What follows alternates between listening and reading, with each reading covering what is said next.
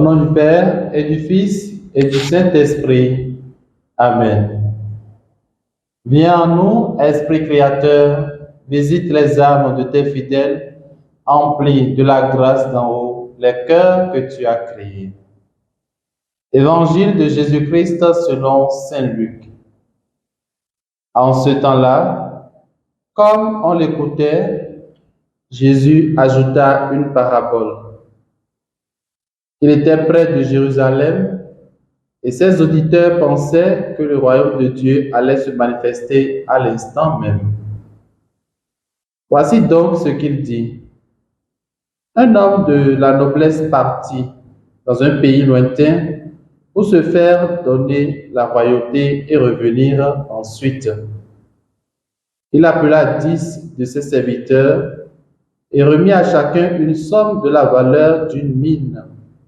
Puis il leur dit, « Pendant mon voyage, faites de bonnes affaires. » Mais ses concitoyens le détestaient et ils envoyèrent derrière lui une délégation chargée de dire, « Nous ne voulons pas que cet homme règne sur nous. » Quand il fut de retour, après avoir reçu la royauté, il fit convoquer les serviteurs auxquels ils avaient remis l'argent, afin de savoir ce que leur affaire avait rapporté.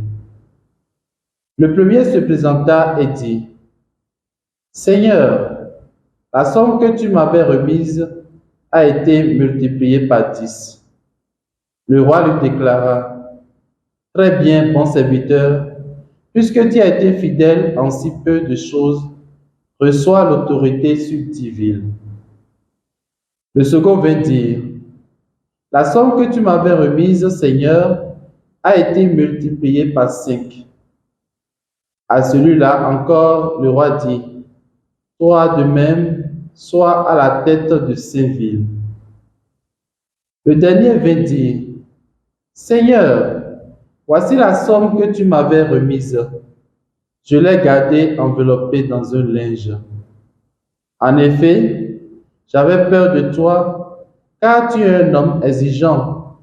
Tu retires ce que tu n'as pas mis en dépôt, tu moissonnes ce que tu n'as pas semé. » Le roi lui déclara, « Je vais te juger sur tes paroles, serviteur mauvais. Tu savais que je suis un homme exigeant, que je retire ce que je n'ai pas mis en dépôt, que je moissonne ce que je n'ai pas semé. Alors pourquoi n'as-tu pas mis mon argent à la banque?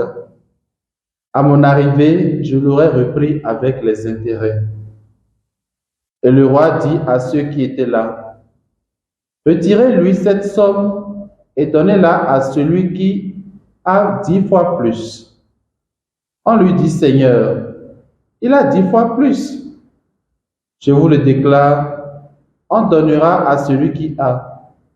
Mais celui qui n'a rien se verra enlever même ce qu'il a.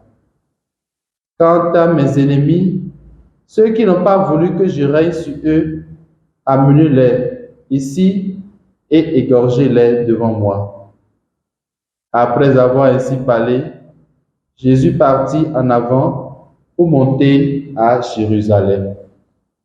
Acclamons la parole du Seigneur.